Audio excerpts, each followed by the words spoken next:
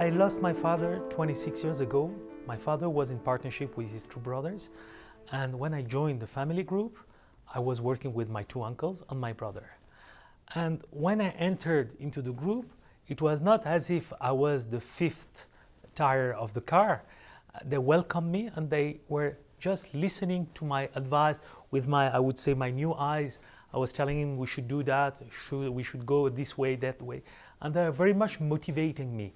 My both uncles, this aspect was very important. They were behind me, supporting me. And I think this was a key. If I have one advice in family business, the elders should be motivating the youngers, putting boundaries, but showing them the way, and then the young should go themselves for the development. And this was very, very important.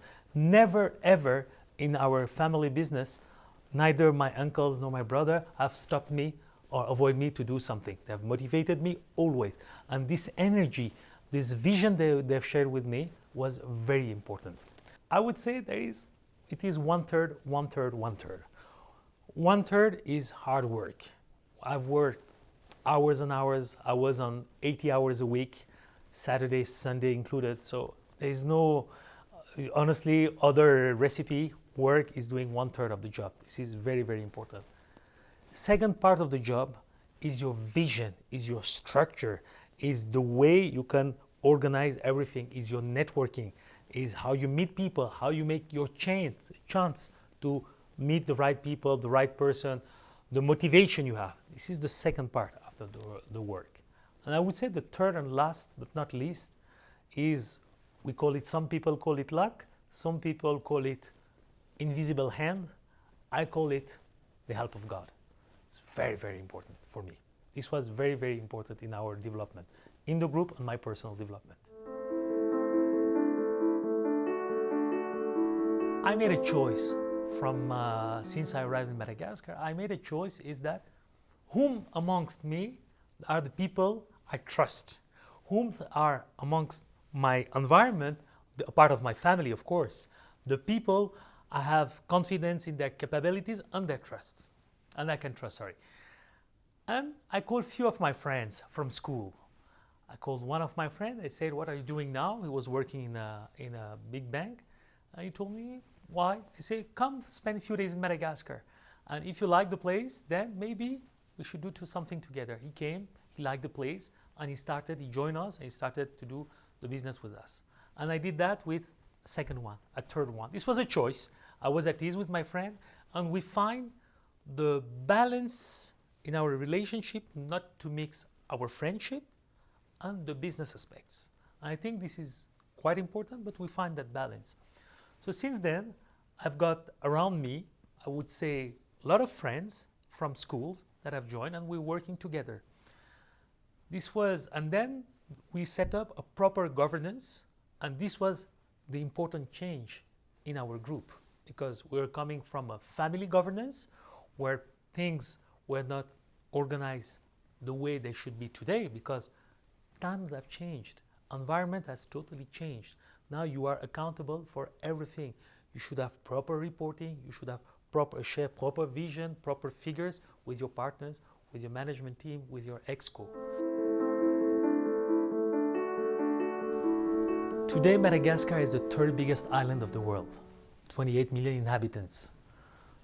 Till 2010, there was not a good internet connection. We fight very difficultly with a lot of operators in Africa, everywhere, and we managed to organize, structure a consortium of 27 operators of East Africa, South Africa, North Africa, to build a submarine cable called EASY, East Africa Submarine System. It was an investment of $300 million, and we built a cable from Durban up to Djibouti with 13 landing stations, and one landing station of the cable is in Madagascar. For me, in the next 50, 100 years, internet will become the electricity of tomorrow. And bringing light, bringing knowledge, bringing all this to the local communities, it was important. As you were bringing, we say in Latin, fiat lux. When God created the world, he said fiat lux, and then the light was. That's it. So I'm just saying that I was very, very proud of this accomplishment. So we started, I would say, not a foundation, but it was a CSR department in our group, in the company.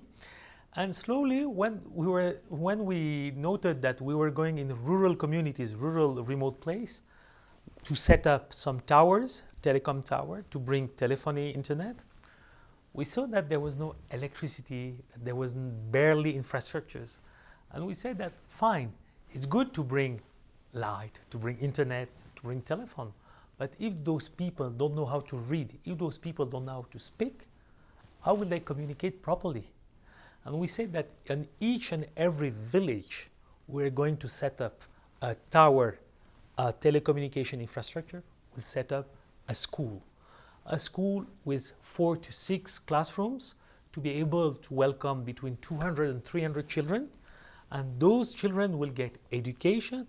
Those children will know read, will speak, will do mathematics, etc. And I think this is very, very important. You should start. We've got to pay with a country with a huge growing population.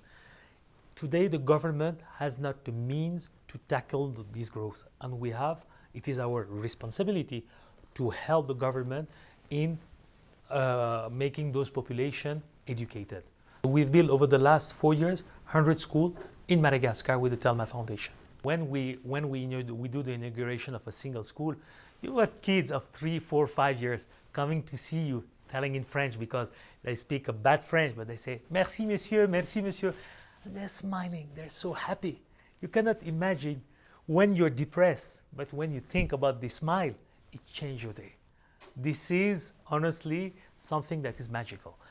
Because those people, if nothing will be done for them, they will take centuries to get developed, because demography is what it is, and the government development is not that high. So today, you're coming to them, you're bringing them something, and the best gift they're giving you back is that big smile. It's very important.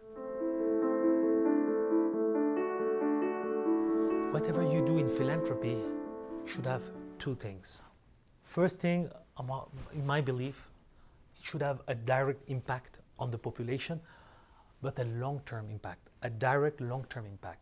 Giving food is very important. Same story, fish or learning how to fish. Same story, but for us, impact in your day-to-day needs is very important. You've got the Maslow pyramid, the basic needs, okay? Today, government try to do them, we're trying to help, but we should be impactful. This is the first thing. Second thing, we should be able to replicate our initiative in other places and to make it more industrial to have a real impact. Replication is very important also for us. When God stated through Jibreel the first surah of the Quran, it is Iqra, it is read in the name of God. I think this is very important. It is a challenge for our local communities, for example, in our underdeveloped countries, emerging countries, to share the knowledge and to help people to develop. Same in our Khoja community, education is a must. We should be the best in the best university, then we will help the others to have a proper development. If every second I would say, thank you God, it's not enough. We've been so lucky, we've been gifted with everything, with families, with health, with education, with environment, everything we've been gifted. At least if we don't share, give back, but the proper way to make sure that we just do a hit and run, we do something that is lasting, impactful, and replicable. I mean, it's for us, giving is the most important thing that you can do. Giving is the thing that gives me the highest level of pleasure, very honestly.